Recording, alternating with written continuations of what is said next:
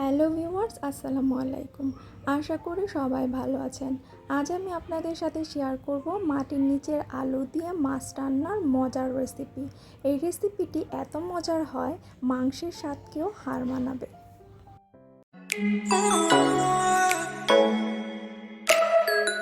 রান্নায় চলে এলাম। চুলায় একটা পাত্র বসিয়ে দিয়েছি, দিয়ে দিলাম 3 টেবিল চামচ সয়াবিন তেল। তেলটা হালকা গরম হলে এর মধ্যে মাছগুলো ভেজে নেব। মাছগুলোকে আমি সামান্য লবণ, হলুদ, মরিচ দিয়ে মাখিয়ে নিয়েছি। হালকা ব্রাউন করে এগুলোকে ভেজে নেব। ভাজা হয়ে গিয়েছে, এখন এই মাছগুলোকে উঠিয়ে নেব। ওই একই তেলে দিয়ে দিলাম হাফ কাপ পরিমাণ পেঁয়াজ কুচি। পেঁয়াজটা হালকা নরম না হওয়া পর্যন্ত ভেজে নেব।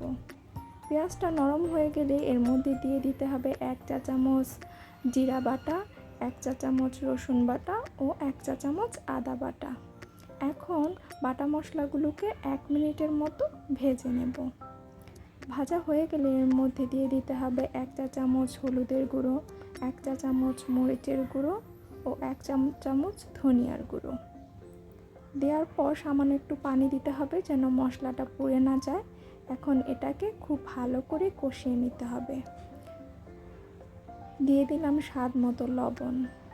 লবণটা দিয়ে এটাকে ততক্ষণ পর্যন্ত কষাবো যতক্ষণ না পর্যন্ত এর কাঁচা গন্ধটা দূর হয়ে যাবে। অল্প অল্প পানি দিয়ে এটাকে খুব ভালো করে কষিয়ে নিব। মশলাটা যখন কষানো হয়ে যাবে তখন এর মধ্যে দিয়ে দিতে হবে আগে থেকে কেটে রাখা মাটির নিচের আলু বা মেটে আলুকে। এই আলুটাকে মিডিয়াম সাইজের করে কেটে নিতে হবে। কেটে সাথে সাথেই পানিতে ভিজিয়ে রাখবেন, না হলে কিন্তু আলুর রঙটা কালো হয়ে যাবে। সেক্ষেত্রে রান্না করলে দেখতে ভালো লাগবে না। মশলার মধ্যে 8 মিনিটের মতো আমি আলুটাকে কষিয়ে নেব, চুলার জাল মিডিয়াম হিটে রেখে। যখন কষানো হয়ে যাবে দিয়ে দিলাম 3 কাপ পরিমাণ পানি। এই রান্নায় পানির পরিমাণ একটু বেশি লাগে। ঢাকনা দিয়ে ঢাকনার ছিদ্রটা বন্ধ করে এখন এটাকে রান্না করে নেব 10 মিনিটের মতো। 10 মিনিট পর এটা ঢাকনাটা খুলে একটু উল্টে পাল্টে নেড়ে দিব সব পাশের আলুগুলোকে। দিয়ে এখন এর মধ্যে আগে থেকে ভেজে রাখা মাছগুলোকে দিয়ে দিব। দিয়ে দিলাম 4টা কাঁচামরিচ। মরিচটা দিয়ে ঢাকনা দিয়ে রান্না করে নিব আরও 10 মিনিট। ফিরে আসলাম 10 মিনিট পর। এখন আমি চেক করব যে আলুটা সেদ্ধ হয়েছে কিনা। একটা আলু নিয়ে কাঁটা চামচ দিয়ে এইভাবে চেক করে দেখবেন। আমার আলুটা সেদ্ধ হয়ে গিয়েছে। তো এই পর্যায়ে এসে আমি ধনেপাতা কুচি অ্যাড করে দিচ্ছি 1 টেবিল চামচ।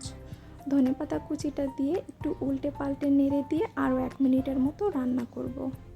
এটা একটু ঝোল থাকা অবস্থায় নামিয়ে নিব, কারণ নামানোর পরে এর ঝোলটা কিন্তু শুকিয়ে যাবে। তো আমার রান্না কিন্তু কমপ্লিট। আমি চুলার জালটা বন্ধ করে দিয়েছি। তো আপনাদের সার্ভ করে দেখাচ্ছি। দারুণ মজার এই রেসিপিটি কিন্তু গরম ভাত দিয়ে খেতে অসম্ভব মজা, আর এটা মাংসের স্বাদকেও হার মানাবে, এত মজার। এতক্ষণ ধৈর্য ধরে ভিডিওটি দেখার জন্য অসংখ্য ধন্যবাদ। আল্লাহ হাফেজ।